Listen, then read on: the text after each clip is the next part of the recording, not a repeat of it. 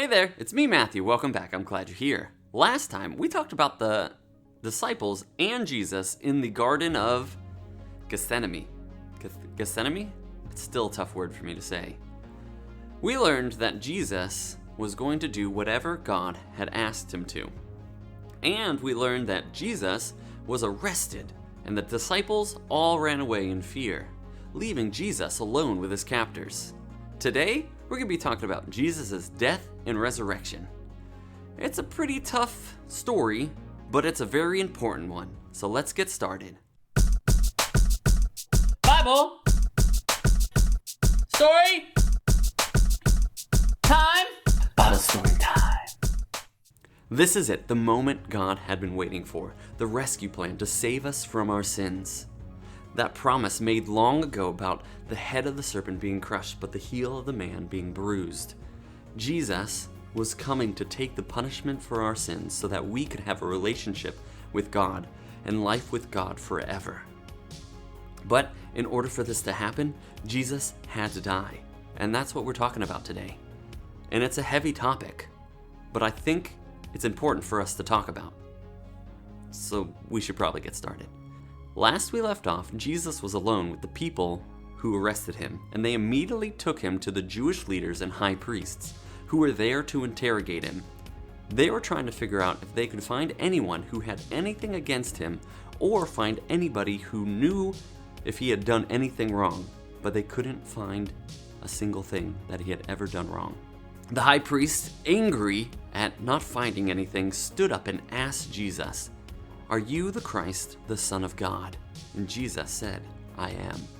This sends the Jewish leaders and the high priest into a furious rage. The high priest actually tears his robe in anger, all because they couldn't recognize or believe that Jesus was God's Son.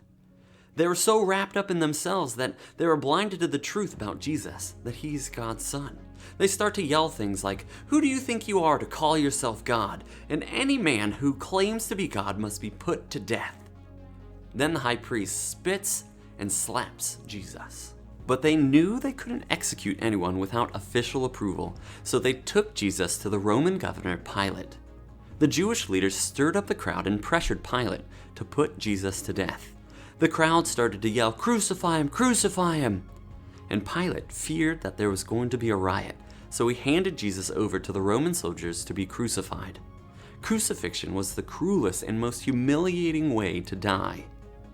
But remember, everything was going to be all right, because this was part of God's plan. The soldiers mocked and beat Jesus for most of the night, and they put a crown of thorns on his head and mockingly called him the King of the Jews. They put a purple robe on him and made him carry his cross up a hill outside the city. Jesus had done nothing wrong, yet he was going to be killed in the way that criminals were killed.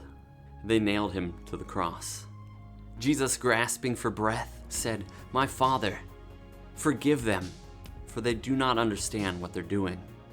A person from the crowd that had gathered mockingly called out, "You said you've come to rescue us, but you can't even rescue yourself." But they were wrong. Jesus could have called at any moment, and a legion of angels would have been there by his side. Yet still another person called out, "If you're really the Son of God, then just come down from the cross." And of course, they were right. He could have said a word and it would have all stopped, just like when he healed people or he calmed the storm. But Jesus stayed on the cross. And they didn't understand that it wasn't the nails that were keeping him there. It was love, a love for us. And even though it was midday, a darkness covered the sky. The earth shook, rocks were splitting into two. It was as if the world was coming undone. Jesus looked to the sky and called out to his Father.